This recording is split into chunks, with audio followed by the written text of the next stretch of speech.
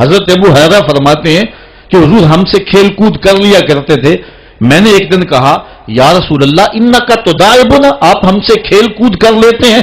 تو حضور نے فرمایا کہ میں کھیل کود کے اندر بھی سوائے حق کے علاوہ کچھ نہیں کہتا. میں تم سے مزاح بھی کر رہا ہوتا ہوں، میری زبان پر حق اور صداقت ہی جاری رہتی ہے. یہ حضور کا انداز کرم تھا. علماء نے اس بات کو لکھا ہے اگر حضور کی طبع کے اندر یہ شگفتگی نہ ہوتی، حضور کی طبیعت کے اندر مزاج کے اندر یہ شگفتگی نہ ہوتی، حضور تبسم کرنے والے نہ ہوتے، کوئی بندہ حضور علیہ السلام کو دیکھنے کی تاب ہی نہ رکھتا اور حضور سے اخذ فیض ہی نہ ہو سکتا. آقا کریم علیہ الصلوۃ والسلام کے سامنے کوئی ٹھہر ہی نہ سکتا، جو تھا نبوی جلال اس کی کوئی تاب نہ لا سکتا. اس لیے حضور علیہ السلام جب تنہا ہوتے تو حضور کے اوپر رکت طاری ہوتی، اور جب صحابہ کے سامنے ہوتے تو حضرت عائشہ فرماتی ہیں میں نے حضور سے زیادہ مسکرانے والا شخص زمانے میں دیکھا ہی نہیں. کثرت کے ساتھ حضور علیہ السلام مسکرایا کرتے تھے. حضرت عبداللہ ابن مسعود رضی اللہ تعالیٰ عنہ سے ایک روایت سنیے. وہ فرماتے ہیں کہ ایک دن حضور تشریف فرما تھے اور کوئی شخص آیا تو اس نے اچانک جب حضور کو دیکھا تو اس کا بدن تھر تھر کانپنے لگا. چونکہ حضور علیہ الصلوۃ والسلام اپنے دھیان بیٹھے ہوئے تھے اور حضور کے چہرے پہ مسکراہٹ کا وہ جو معمول تھا وہ نہیں تھا، تو وہ حضور کے چہرے کے جلال کی تاب نہ لا سکا. اس کا بدن جو ہے وہ تھر تھر کانپنے لگا. تب حضور نے اس کی جانب دیکھا اور حضور علیہ السلام مسکرائے اور آقا کریم علیہ السلام نے فرمایا حون علیک، کہا سکون کرو نہ کانپو، میں کوئی بادشاہ تھوڑا ہوں. اور پھر حضور نے فرمایا میں تو قریش کی اس عورت کا بیٹا ہوں جو سوکھے ہوئے گوشت کو چبا چبا کے کھایا کرتی تھی. اور اس طرح حضور نے اس کی ہیبت کو اس کے اوپر جو طاری ہو گئی تھی دور کر دیا. تو کثرت کے ساتھ مسکرا کر کے آقا کریم علیہ الصلوۃ والسلام لوگوں کو فیض رسانی کے لیے جو ہے وہ آسانی پیدا فرماتے، اور اگر حضور مسکراتے نہ تو کوئی تاب ہی نہ لا سکتا. جب کبھی ایسا ہوتا حضور غصے میں ہوتے تو کسی کے اندر ہمت نہ ہوتی کہ حضور کے چہرے کی طرف دیکھ سکے. حضور کے دو ابروؤں کے درمیان ایک رگ تھی جسے رگ ہاشمیت اعلیٰ حضرت نے کہا ہے. جب غصے میں آتے تو وہ پھڑکتی اور کسی کے اندر ہمت نہ ہوتی کہ حضور کے چہرے کے جلال کو دیکھ سکے. ایک صحابی کہتے ایک دن حضور منبر پہ جلوہ فراز ہوئے. حضور نے فرمایا والذی نفسی بیدہ، مجھے قسم ہے اس رب کی جس کے قبضے میں میری جان ہے. ایسے جلال سے کہا کہ ہمارے اوپر روب طاری ہو گیا اور ہماری آنکھوں سے آنسو بہنے لگے. پھر حضور نے یہ لفظ دوسری مرتبہ کہا والذی نفسی بیدہ، مجھے قسم ہے اس رب کی جس کے قبضے میں میری جان ہے. تو صحابہ کہتے ہمارے اوپر اتنا روب اور ہیبت طاری ہوئی کہ ہم ایک دوسرے سے ٹکرانے لگے. تو حضور نے پھر تیسری مرتبہ کہا تو پھر ہمیں اپنی ہوش نہ رہی. تو راوی نے پوچھا حضور کسی بات پہ قسم اٹھایا کرتے تھے، تو یہ بات جو حضور نے 3 قسموں کے بعد فرمائی تھی وہ کیا بات تھی؟ تو صحابی کہتے ہیں ہوش رہا ہو تو بتائیں کیا کہا تھا. ہمیں تو ہوش ہی نہیں رہا تھا. اس لیے آقا کریم علیہ الصلوۃ والسلام جو ہیں وہ تبسم فرما کے لوگوں کی تسکین کا سامان کیا کرتے تھے. میرے امام کہتے ہیں جس کی تسکین سے روتے ہوئے ہنس پڑے اس تبسم کی عادت پہ لاکھوں سلام. اور آقا کریم علیہ السلام کی طبیعت کی سادگی ایسی ہے کہ بعض کا مکے کی چھوٹی بچیاں حضور کے پاس آ جاتی اور آقا کریم کو ہاتھ سے پکڑ لیتی اور جدھر چاہتی لے جاتی.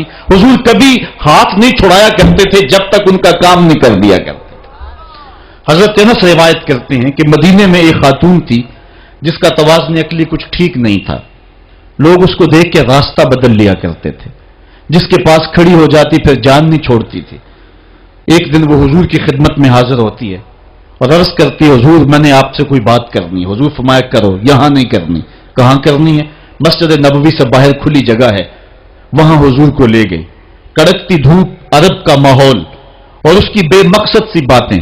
حضور کان لگا کے اس کی باتیں سن رہے ہیں. یہ حضور کی عادت تھی. جب کوئی گفتگو کرتا جب تک وہ بات مکمل نہ کر لیتا حضور سنتے رہتے. اور اسی طرح حضرت انس کہتے ہیں جب کوئی شخص حضور سے مسافہ کیا کرتا تھا تو ہاتھ وہ کھینچتا تھا، حضور کبھی ہاتھ نہیں کھینچے تھے. آقا کریم اس انداز سے شفقت فرمایا کرتے تھے. تو اس نے جو گفتگو شروع کی گھنٹے گزر گئے. تو کہتے ہیں جب کئی گھنٹے گفتگو کرتے ہوئے گزر گئے ہمیں بڑا غصہ آ رہا تھا اس عورت پہ، لیکن کہہ کچھ اس لیے نہ سکے کہ ادب اور حیا مانے تھا کہ حضور خود ہی تو غور سے اس کی باتوں کو سن رہے ہیں. تو جب اس نے تھک ہار کے اپنی باتیں مکمل کر کے خود جانے لگی تو ہم حضور کی خدمت میں حاضر ہوئے. سننے والی بات ہے. حضرت انس کہتے ہیں کہ ہم نے عرض کی حضور اس عورت کا توازن عقلی ٹھیک نہیں ہے. پورا مدینہ جانتا ہے جس کے پاس کھڑی ہو جاتی ہے پھر اس کی جان نہیں چھوڑتی. آپ کا وقت قیمتی، بدن نازک، کار نبوت کی اہم ذمہ داریاں، اور اس عورت کی بے مقصد سی باتیں تھیں، اور اس نے آپ کو کڑکتی دھوپ میں اتنی دیر کھڑا کر کے پریشان کیا. حضور آپ ایسی ویسی عورتوں کی باتیں کیوں سنتے ہیں؟ تو حضور نے ہمیں مخاطب کر کے فرمایا سنو، اگر اس بیچاری کی میں بھی نہ سنوں تو کون سنیں گا؟ پورے مدینے میں کوئی اس کی سننے کے لیے تیار نہیں، اگر میں بھی نہیں سنوں گا تو کون سنے گا؟ ایک تو ہی ہوتے ہیں میری آساں دا سہارا، دس کنوں کراں جے تینوں نہ کراں یاد. ایک دن حضور علیہ السلام کے پاس 10 درہم تھے. اس کو طبرانی نے ابن عمر سے روایت کیا ہے. حضور ایک دکان پہ گئے اور وہاں 4 دراہم کے اندر حضور نے ایک قمیض خریدی. حضور نے زیب تن کی اور تشریف لائے. ایک انصاری صحابی کو قمیض پسند آ گئی. اس نے حضور کو کہا اللہ آپ کو جنت کا لباس پہنائے، یہ قمیض مجھے دے دے. حضور نے اتار کے قمیض اس کو مرحمت فرما دی. اس کے بعد حضور علیہ السلام پھر دوبارہ گئے اور 4 دراہم کی حضور نے پھر دوبارہ ایک قمیض خریدی. پھر حضور تشریف لائے تو ایک لونڈی تھی، وہ رو رہی تھی. تو آقا کریم علیہ السلام اس کو فرمایا کہ تو کیوں رو رہی ہے؟ اس نے کہا کہ مالک نے مجھے کسی کام کے لیے 2 درہم دے کر کے بھیجا تھا اور وہ درہم مجھ سے گم ہو گئے. میں اس لیے رو رہی ہوں کہ جب خالی ہاتھ جاؤں گی تو میرا مالک مجھے مارے گا. تو حضور علیہ السلام کے پاس 2 درہم بچتے تھے تو آقا کریم نے وہ 2 درہم اس خاتون کو دے دیے. تھوڑی دیر کے بعد حضور نے دیکھا تو وہ پھر رو رہی تھی. تو حضور نے فرمایا کہ تو اب کیوں رو رہی ہے؟ اس نے کہا کہ دیر کی وجہ سے میرا آقا مجھ کو سختی کرے گا کہ اتنی دیر سے کیوں پہنچی ہو، تو میں اس لیے گھر جاتے ہوئے ڈرتی ہوں. تو حضور نے فرمایا چلو میں تمہیں تمہارے گھر چھوڑ کے آتا ہوں. آقا کریم علیہ الصلوۃ والسلام اس کنیز کے ساتھ اس کے آقا کے دروازے پر پہنچے. اور آقا کریم کی عادت یہ تھی جب کسی کے دروازے پر جاتے تو 3 مرتبہ بلند آواز سے السلام علیکم بھی کہتے اور دستک بھی دیتے. تو حضور نے کہا السلام علیکم. اندر سے کوئی جواب نہ آیا. حضور نے پھر دوسری مرتبہ فرمایا السلام علیکم. تو اندر سے پھر جواب نہ آیا. تو تیسری مرتبہ حضور نے پھر کہا السلام علیکم. تو اندر سے وعلیکم السلام کا جواب آیا. انہوں نے فوراً دروازہ کھول دیا اور کہا کہ ہمارے مقدر کہ آپ ہمارے گھر تشریف لائے. حضور کیسے جو ہے وہ آنا ہوا؟ تو حضور علیہ السلام نے فرمایا پہلے یہ بتاؤ میں نے 3 مرتبہ کہا السلام علیکم، تم نے پہلی 2 مرتبہ جواب نہیں دیا. تو انہوں نے عرض کیا کہ ہم نے قصداً خاموشی اختیار کی اس لالچ میں کہ حضور بار بار ہمیں سلامتی کی دعا دیتے رہیں. السلام علیکم تمہارے اوپر سلامتی ہو، السلام علیکم تمہارے اوپر سلامتی ہو.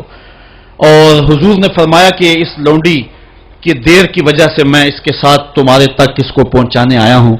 تو انہوں نے حضور کے ان غلاموں نے کہا ہیا حرۃ لوجہ اللہ، حضور آپ اس کے ساتھ آئے ہیں اللہ کی رضا کے لیے، ہم لونڈی کو آزاد کرتے ہیں. تو حضور علیہ الصلوۃ والسلام ان لوگوں کو، ان طبقات کو جن کو کبھی کسی نے نہیں پوچھا تھا اور جن کا کوئی پرسان حال نہیں تھا، آقا کریم علیہ السلام کی سیرت کا یہ روشن باب ہے کہ حضور ان کی دہلیز پر پہنچے اور جا کے ان کی مدد کی اور ان دکھیوں، لاچاروں اور پریشان حالوں کو اس مشکل حالات کے اندر ڈھارس بندائی. اور یہ وہی سیرت ہے جو سیدہ خدیجہ الکبریٰ رضی اللہ تعالی عنہا بیان فرماتی ہیں وَتُقْسِبُ الْمَعْدُومِ، آپ جو ہیں جن کا کوئی نہیں ان کے لیے کماتے بھی ہیں اور لاچاروں کا سہارا آپ کی ذات ستودہ صفات ہے. ایک شخص نے یورپ میں اسلام قبول کیا تو اسے پوچھا گیا کہ اسلام کی کس قدر نے تجھے متاثر کیا ہے؟ تو وہ کہنے لگا کہ سیرت کا صرف ایک واقعہ میری ہدایت کا سبب بن گیا. وہ کون سا واقعہ تھا جو تیرے لیے رہنمائی کا سبب بنا؟ اس نے کہا حضور کی مجلس لگی ہے، لوگوں کا ہجوم ہے، ایک آدمی اٹھ کے کھڑا ہوتا ہے حضور میرا بیٹا 2-3 دن سے گم ہے، مل نہیں رہا، آپ دعا کر دیں وہ مجھے مل جائے. قبل اس سے کہ حضور دعا کے لیے ہاتھ اٹھاتے اور اس کا بیٹا مل جاتا اور دعا باب اجابت تک پہنچتی. ایک دوسرا شخص جو دیر سے آیا تھا وہ دروازے پہ کھڑا ہو گیا، عرض گزار ہوا حضور میں اس کے بچے کو شکل سے پہچانتا ہوں، فلاں باغ میں بچوں کے ساتھ ابھی میں نے کھیلتے ہوئے دیکھا ہے. باپ نے جب سنا تو دوڑ لگا دی. 3 دن سے بچھڑا ہوا تھا، بیٹے ملنے کی خبر اس کو تڑپا گئی. हुजूर अलैहिस्सलाम ने फरमाया इसे बुलाओ। बुलाया गया, फरमाया बहुत जल्द है। जी हुजूर, आप जानते हैं कि एक बाप के जज्बात क्या होते हैं। बेटा बिछड़ा है, 3 दिन गुजर रहे हैं, अलग तड़प रहा हूं, उसकी मां बेचैन है, 3 दिन से कुछ खाया नहीं, कुछ पिया नहीं। मैं चाहता हूं बहुत जल्द जाके अपनी आंखों को ठंडा करूं और उसकी ममता तक उसके बेटे को भी पहुंचाऊं ताकि उसके दुखों को भी करार मिले। फरमाया जरूर जाओ, तुम्हारे जज्बात से अच्छी तरह आगाह हूं, लेकिन तुम्हें बुलाने का भी एक मकसद था, और वो ये कि जब तुम उस बाग के किनारे जाओ और बच्चों के साथ बच्चे को खेलता हुआ देखो तो उसको बेटा कह के आवाज न देना, बल्कि जो नाम रखा है उस नाम से पुकारना। अर्ज की हुजूर, मेरा बेटा है, अगर बेटा कह के पुकारूंगा तो हर्ज भी क्या है। फरमाया तुम 3 दिनों से बिछड़े हो, तुम्हारे लहजे में बला की मिठास होगी और तुम नहीं जानते, हो सकता है खेलने वालों में कोई यतीम बच्चा भी खेल रहा हो, और जब तुम अपने बेटे को बेटा कह के पुकारोगे तो उसका कलेजा कट जाएगा। आज मेरा बाप होता तो मुझे भी बेटा कह के पुकारता। फरमाया ये शौक घर जाके पूरा कर लेना, लेकिन जब बच्चे इकट्ठे खेल रहे हो तो वहां अपने बेटे को बेटा कह के नहीं, उसके नाम से पुकारना है। ये इस्लाम का दिया हुआ मिजाज है। बेवा के सामने अपनी बीवी से प्यार न करो, गरीब के सामने अपनी दौलत की नुमाइश न करो, बल्कि हुजूर ने यहां तक फरमाया अपने गोश्त की खुशबू से गरीब हमसाए को तकलीफ न दो। या तो थोड़ा सा पानी ज्यादा डाल लो और शोरबे की एक प्याली गरीब हमसायों के घर भी भेज दो। और अगर ऐसा नहीं कर सकते तो ऐसे जाविये में, ऐसे वक्त में खाना पकाओ जब गरीब के बच्चे सो चुके हों। क्योंकि अगर गरीब के बच्चों ने जिद कर ली और गरीब इस्तात ना रखता हुआ उनकी जिद पूरी करने की, तो बताओ उन बिलखते हुए बच्चों को चुप कौन करवाएगा? उनके बहते हुए आंसुओं को कौन पूछेगा? वो क्या किसी ने कहा था, दोपहर को सुला देती है बच्चों को वो इस डर से गली में फिर खिलौने बेचने वाला ना आ जाए। हमें इस्लाम ने यह तालीम दी है, दुखियों की नजाकत कल्बिया का इतना ख्याल, इतना लिहाज, ये एक पैगंबर की जिंदगी होती। कुरान ने हमें बड़ी वाज़े इस बात की तरफ बुलाया है। ये बात जहन में रखें, इस गलत फहमी से हम निकलें। मसला गरीब की मदद का नहीं है, मसला गरीब की इज्जत नफ्स का है, यतीम की दिलजोई का मसला है। कुरान मजीद में उठाएं, अल्लाह ताला इरशाद फरमाता है, ये वो बदनसीब लोग हैं कि जो यतीमों को धक्के देते हैं। और दूसरे मुकाम पर इरशाद फरमाया कि कल्ला बल्ला तुकरिमूनल यतीम, ये यतीम की तकरीम नहीं करते। यतीम को खाना देना और बात है, उसकी तकरीम और उसकी इज्जत के साथ उसको खाना देना ये और बात है। यार बचा हुआ खाना तो कुत्ते को भी डाला जा सकता है, बची हुई देख बाहर फेंकने की बजाय किसी के मुंह में पड़ जाए, ये बात नहीं है। बात यह है कि उसको तकरीम देते हैं या नहीं देते हैं। ये जो ईद के मौके पे गरीबों को लाइन में खड़ा करके ईद पैकेज दे रहे होते हैं और 10-10 अखबारात के अंदर तस्वीरें छपती हैं और बंदा अपनी उस नफसानी तस्कीन को रूहानी तस्कीन समझ रहा होता है कि वो समझता है कि मैं बहुत नेकी का काम कर रहा हूं, बहुत बड़ा समाजी कारकुन हूं। जरा गौर करे कि इसने गरीबों की गुर्बत का मजाक तो नहीं उड़ाया।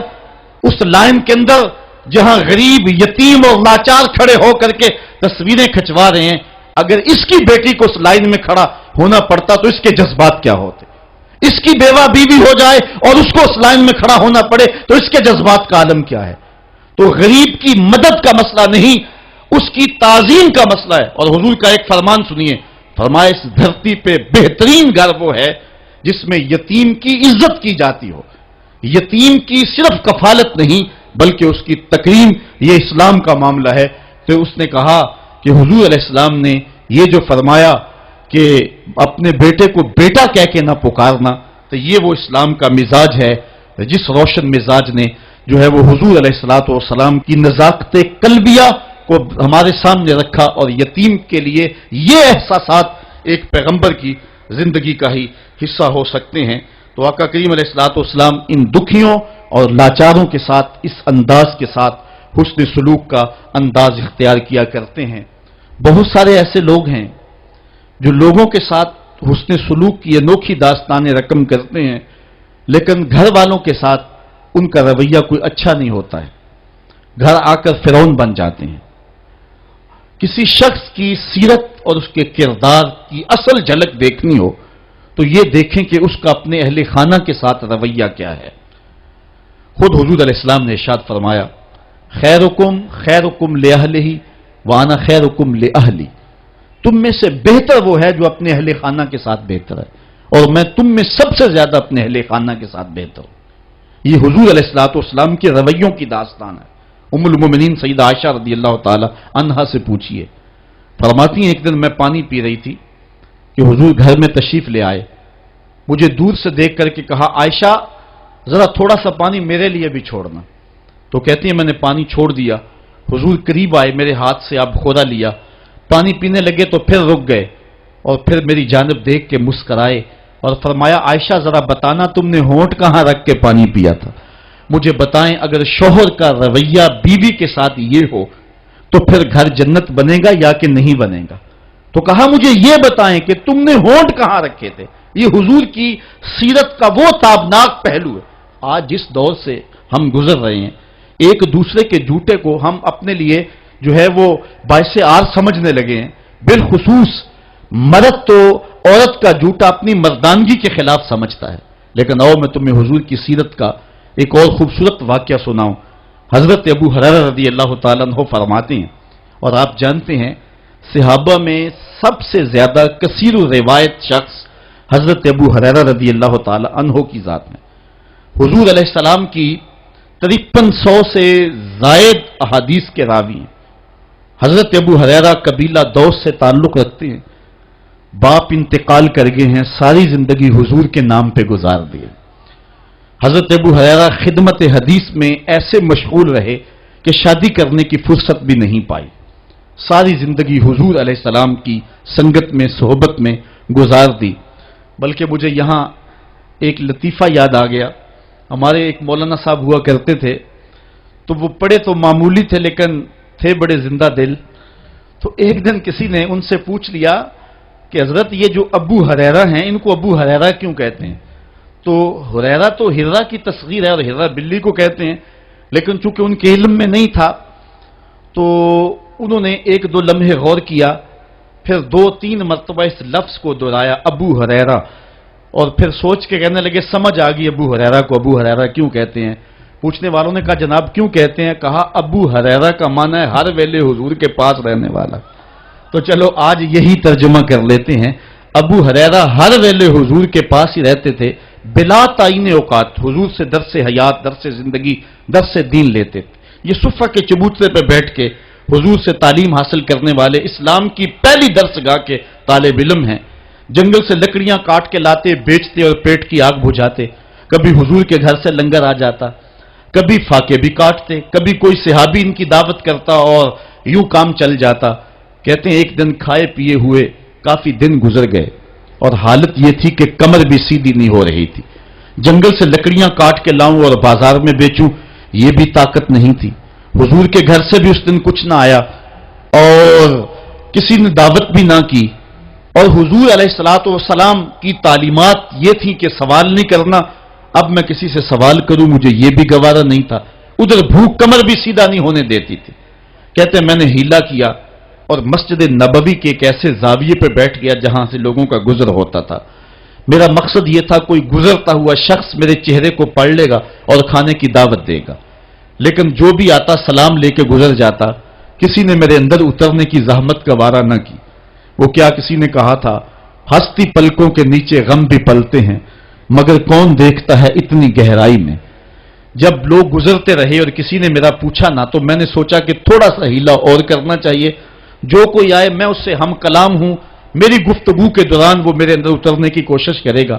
کہتے ہیں حضرت عمر رضی اللہ تعالیٰ عنہ آ گئے، میں نے ان سے قرآن مجید کی ایک آیت پوچھی، میرا مقصد یہ تھا یہ آیت بتائیں گے، اس دوران میرے سے ہم کلام ہوں گے، میرے لہجے کی ٹوٹ پھٹن سے جان جائیں گے میرا مسئلہ کیا ہے، لیکن وہ شاید جلدی میں تھے، انہوں نے آیت بتائی اور چلے گئے۔ میں پھر منتظر ہو گیا تو حضرت صدیق اکبر آ گئے رضی اللہ تعالیٰ عنہ۔ میں نے ان سے کوئی مسئلہ شرعی پوچھ لیا، میرا مسئلہ یہ تھا کہ وہ مسئلہ بتائیں گے، اس دوران میرے مسئلے تک پہنچ جائیں گے، لیکن وہ بھی شاید جلدی میں تھے، انہوں نے مسئلہ بتایا اور چلے گئے۔ میں سوچا میرا مسئلہ تو حل نہ ہوا، اب میں منتظر تھا کہ اب کون آئے گا، تو ایک جانب سے روشنی اٹھی اور دل و قلب و نگاہ کا مرشد اولین آ گیا۔ हुजूर तशरीफ ले आए, मैंने हुजूर से भी कोई मसला ही दरियाफ्त कर लिया। आका ने मेरी जानिब गौर से देखा, फिर ज़ेरे लब मुस्करा के बोले, अबू हुरैरा भूख लगी हुई है? मैंने कहा जी हुजूर भूख लगी है। कहा फिर मेरे पीछे पीछे आ जाओ। आगे रिवायत आपने उलमा से सुनी है, हुजूर ने घर वालों से कहा कुछ है? उन्होंने कहा हाँ जी दूध का एक प्याला है। फरमाया अबू हुरैरा? मैंने कहा जी हुजूर। कहा सुफ़ा के चबूतरे पे जो बैठे उनको भी बुला लाओ। सिर्फ अबू हुरैरा ही हर वेले पास नहीं रहता, और भी हर वेले पास रहते हैं, उनका भी ख्याल है हुजूर को। तो कहते हैं दूध का एक प्याला, और मैं गया तो 70 लोग थे, हुजूर का हुक्म था बुला लाया। हुजूर ने मेरे हाथ में दूध का प्याला दिया और कहा दाएं से शुरू हो जाओ। मैंने एक शख्स को दूध दिया और दूध पे नजर रखी, उसने जी भर के पिया, लेकिन दूध खत्म ना हुआ। दिल को तसल्ली हो गई, दूसरे को, तीसरे को, 70 आदमी दूध पी गए। दूध का प्याला भरे का भरा, लगता यह था अल्लाह ने दूध के प्याले का ताल्लुक कौसर की नहर से जोड़ दिया। जब 70 आदमी पी गए, आला हजरत का उसलूब भी देखिए। बरेली से आवाज आ रही है, क्यों जनाबे अबू हुरैरा, कैसा था वो जामे शीर जिससे 70 साहिबों का दूध से मुंह फिर गया? कहा अबू हुरैरा कौन बाकी? अर्ज की हुजूर एक मैं बाकी, एक आप बाकी। फरमाया कि अबू हुरैरा तुम पियो। कहते हैं मैंने पिया, शराब होके पिया। हुजूर ने फरमाया और पियो, मैंने और पिया। फिर फरमाया और पियो, मैंने और पिया, रज गया। तो हुजूर ने फरमाया अबू हुरैरा और पियो। मैंने कहा मुझे कसम उस रब की जिसने आपको हक के साथ मबूस किया है, मेरे में एक कतरे की गुंजाइश भी नहीं है। तो हुजूर ने मेरे हाथ से प्याला लिया और खुद नोशे जां कर लिया। तो इस हदीस का एक पहलू तो यह है कि दूध का एक प्याला 72 आदमियों को काफी हो गया, लेकिन दूसरा पहलू कभी ना भूलिए कि दो जहां का सरदार है, 71 आदमियों का जूठा पी रहा है। यह हुजूर की सीरत का पहलू है। तो कहा आयशा बताओ कि तुमने होंठ कहां रखे थे? तो हुजूर का ये रवैया, हुजूर का ये अंदाज करम यकीनन हुजूर अलैहिस्सलाम की सीरत को इस अंदाज से हमारे सामने रखता है कि जैसी सूरत और सीरत मेरे महबूब की है, जमाने में कोई ऐसा शख्स नहीं है जिसने ऐसी सीरत पाई हो। हजरत अब्दुल्ला बिन अबी औफा रज़ी अल्लाह ताला अन्हु हुजूर अलैहिस्सलाम की सीरत के उन्वान को इस अंदाज में बयान करते हैं, कान रसूलुल्लाह सल्लल्लाहु अलैहि वसल्लम युक्सिरु ज़िक्र, हुजूर कसरत के साथ अल्लाह का जिक्र करने वाले थे, जुबान अल्लाह के जिक्र से तर रहती थी। व युकिल्लुल लग़्व, और हुजूर की जुबान पर कभी भी लग़्व बात नहीं आई थी। व युतीलुस सलात, और हुजूर की नमाज लंबी हुआ करती थी। व युकस्सिरुल खुतबा, और खुतबा हुजूर मुख्तसर फरमाया करते थे। वला यानिफ़ु अन यमशी अमल अरमला वल मिस्कीन फयक्दी लहुल हाजा, और हुजूर अलैहिस्सलाम इस बात में कोई शर्मिंदगी महसूस नहीं किया करते थे किसी मिस्कीन, किसी लाचार, किसी बेवा, किसी यतीम और किसी मिस्कीन के साथ चलें और उसके काम आएं और मुसीबत में उसका दुख बांट दें और उसकी हाजत को हुजूर पूरा फरमा दें। ये हुजूर अलैहिस्सलाम की सीरत के वो रोशन पहलू हैं कि आका करीम अलैहिस्सलाम की सीरत जमाने के सामने ऐसा नूर बांटती है, ऐसे उजाले फैलाती है। एक शख्स ने हुजूर अलैहिस्सलाम से वादा किया कि आप यहां रुकें और मैं अभी आता हूं, तो आका करीम अलैहिस्सलाम उसके इंतजार में वहां रुके। 3 दिन गुजर गए और वो ना आया, चूंकि हुजूर वादा कर चुके थे कि मैं तेरे आने तक यहां रहूंगा। तीसरे दिन उसको जाके याद आया तो वो वापस पलटा। तो आका करीम ने जवाब में सिर्फ इतनी बात कही, आपने फरमाया या फता कद शकक तो अलैया, ए नौजवान तूने तो मुझको मुशक्कत में डाल दिया। हजरत उमर रज़ी अल्लाह ताला अन्हु रिवायत करते हैं कि ज़ैद बिन साना नामी एक यहूदी था जिसको हुजूर ने कर्ज देना था। आका करीम अलैहिस्सलाम 2 जहां के मालिक हैं, लेकिन हुजूर का फक्र इख्तियारी था। आका करीम अलैहिस्सलाम के घर में बसा औकात कितने कितने दिन चूल्हा नहीं जला करता था। हुजूर उधार लेकर के लोगों की मुसीबतों को भी दूर करते और घर का चूल्हा भी बाज़ उधार लेके गर्म करना पड़ता। आला हजरत फरमाते हैं माल के कौनैन हैं, गो पास कुछ रखते नहीं, 2 जहां की नेमतें हैं उनके खाली हाथ में। तो कहते हैं कि एक दिन हुजूर अलैहिस्सलाम की खिदमत में एक शख्स हाजिर हुआ जिसका नाम ज़ैद बिन साना है और यहूदी है, और उसने हुजूर अलैहिस्सलाम से कर्ज का तकाजा किया, लेकिन तकाजा इतने सख्त अंदाज से किया कि उसने हुजूर अलैहिस्सलाम की कमीज को पकड़ के खींचा भी। तो हजरत उमर रज़ी अल्लाह ताला अन्हु ने जब देखा تو بڑے گھور کے اس کی جانب دیکھا اور اس کو پیچھے ہٹاتے ہوئے کہا کہ تجھے شرم نہیں آ رہی کہ اللہ کے رسول کے ساتھ کیسے سلوک کر رہا ہے اور میں تیرے سامنے موجود ہوں؟ تو حضرت نبی رحمت صلی اللہ علیہ وسلم نے حضرت عمر کو کہا، عمر مجھے تجھ سے اس بات کی توقع نہیں تھی. ذرا غور کیجئے حضور علیہ السلام کی اس سیرت کے انداز کو. ایک شخص آ رہا ہے اور حضور سے سختی کر رہا ہے.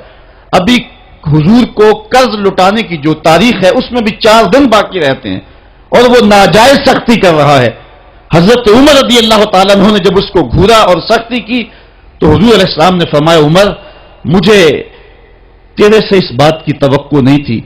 تمہارا کام تو یہ تھا کہ مجھے حسن ادا کی تلقین کرتے کہ اچھے انداز سے قرض واپس کرو، اور اس کو جو ہے وہ نرمی کی تلقین کرتے. اور پھر آقا کریم علیہ السلام نے فرمایا اس کا قرض ادا کر دو، اور ہے عمر جو تم نے اس کو گھورا ہے اس کے بدلے میں 20 وسق زیادہ کھجوریں بھی تم اس کو دو گے.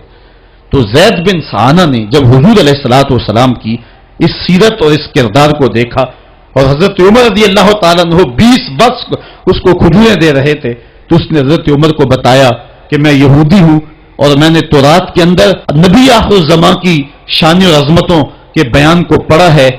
یہ بات ابھی رہ گئی تھی، باقی ساری نشانیاں میں نے حضور میں دیکھ لی تھی، اب یہ نشانی رہ گئی تھی، آج میں نے یہ بھی دیکھ لی. اور پھر وہ حضور کی خدمت میں حاضر ہو کر اسلام کے دائرے میں داخل ہو کر حضور کا عبدی غلام بن جاتا ہے. یہ انداز حضور علیہ السلام کی سیرت کا زمانے کو حضور علیہ السلام کے قریب کرتا ہے. میرا رب خود کہتا ہے، لو کنت فظا غلیظ القلب لانفضوا من حولک، اے محبوب اگر تو ترش مزاج اور تنگ دل ہوتا تو اتنے لوگ تیرے گرد کبھی بھی جمع نہ ہو پاتے.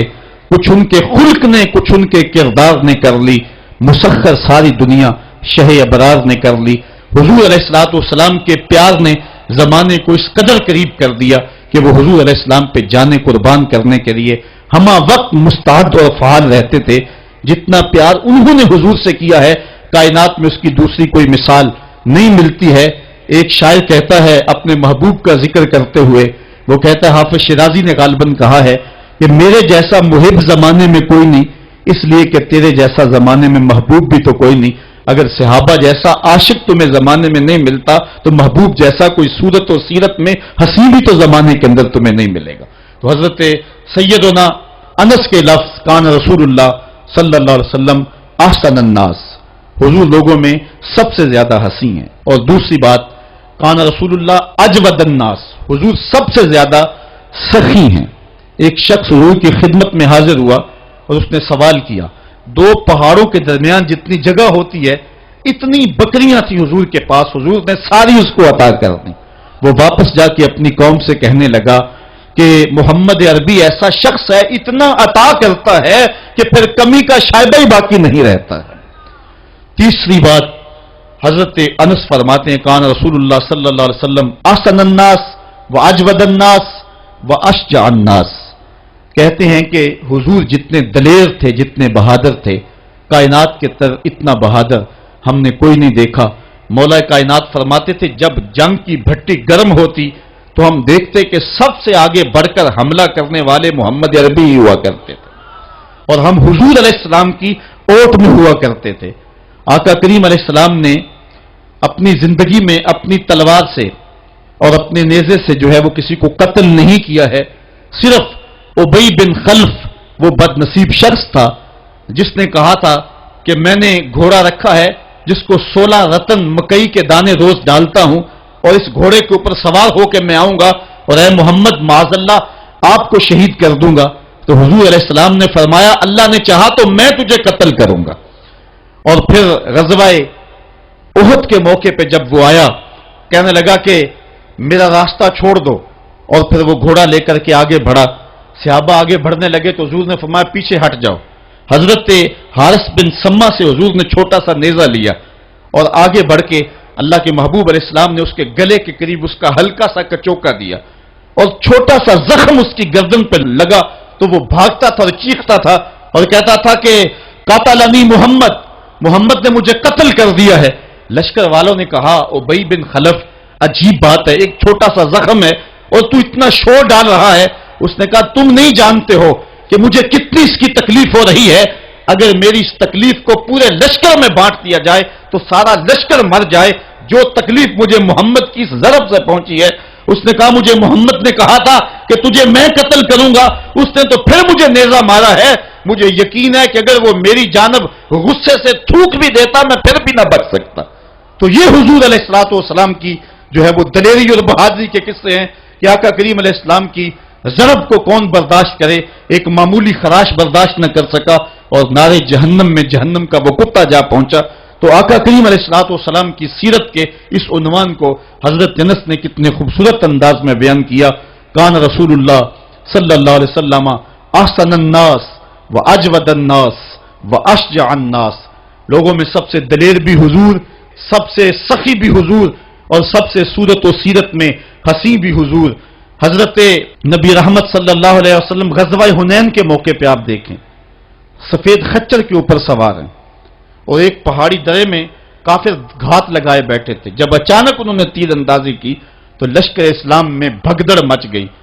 اس وقت حضور تھے جو خچر کو آگے بڑھا رہے تھے، حضرت عباس رضی اللہ تعالیٰ عنہ رکاب تھامے تھے اور آقا کریم کہہ رہے تھے انا نبی لا کذب انا ابن عبد المطلب، میں نبی ہوں، اس میں کوئی جھوٹ نہیں، میں عبد المطلب کا بیٹا ہوں۔ تو حضور علیہ السلام کا یہ انداز کہ جب میدان کے اندر بھگدڑ مچی ہے تو سب سے آگے بڑھ کر کے کفار پر حملہ کرنے والے سفید خچر کے اوپر مصطفیٰ ہیں۔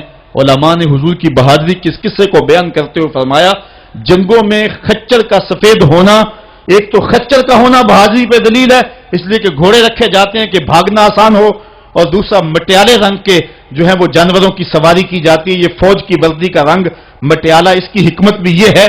لیکن آقا کریم علیہ الصلوۃ والسلام سفید خچر پہ جو ہے وہ سوار تھے۔ حضور اتنے شجاع تھے، اتنے بہادر تھے، میدان میں بھاگنے کے لیے نہیں آتے تھے بلکہ حضور کفر کے چھکے چھڑانے کے لیے میدان میں داخل ہوا کرتے تھے۔ آقا کریم علیہ الصلوۃ والسلام کی سیرت کا وہ کون سا پہلو ہے اور وہ کون سا رنگ ہے جس نے معاشرے کو روشنی اور معاشرے کو اجالا نہیں دیا؟ آج میرے اور آپ کے آقا و مولا کی یہ سیرت ہمیں حضور علیہ الصلوۃ والسلام کی محبت کا حقدار بنائے گی۔ حضور اس دنیا کے اوپر مکارم اخلاق کی تکمیل کے لیے جلوہ گر ہوئے اور قرآن آپ کے خلق کی گواہی ہے، اس لیے حضور کی سیرت کو اپنانے کا تقاضا یقیناً آج کی اس بابرکت محفل میں آج کا یہ اجتماع ہم سے کر رہا ہے۔ ہم اپنی زندگی کو اور طرز حیات کو حضور کی سیرت کے سانچے میں ڈھال کر کے زندگی کی ایک ایک سانس اور ایک ایک لمحہ حضور کے نام پہ گزار دیں گے۔ اور آقا کریم علیہ الصلوۃ والسلام نے جس انداز سے اپنا خوبصورت زمانہ اور حیات ظاہری کا وقت گزارا اور ہمارے لیے روشنی چھوڑی، وہ قیامت تک آنے والی نسلوں کے لیے ایک اجالا ہے۔ امت مسلمہ بھانج نہیں ہے کہ اس کو عبادات کا طریقہ کسی اور جگہ سے لینا پڑے اور حسن اخلاق کسی اور جگہ سے لینا پڑے، اس کو قوانین کسی اور جگہ سے لینے پڑیں اور ان کو جو ہے وہ اپنی آئلی زندگی کا نظام کسی اور جگہ سے لینا پڑے۔ ہماری زندگی کے سارے نمونے مصطفیٰ کریم کی ذات میں موجود ہیں۔ میرے رب نے کہا لقد کان لکم فی رسول اللہ اسوۃ حسنہ، حضور کی زندگی تمہارے لیے بہترین نمونہ ہے۔ اللہ حضور کی زندگی کا نور ہمارے من میں اتار دے، ہمارے باطن کو حرارت اور نور اور اجلا پن نصیب کرے۔ کار ما آخر شدو آخر ز ما کار نشد، مشت خاک ما غبارے کوچہ یار نشد، و آخر دعوانا ان الحمدللہ رب العالمین۔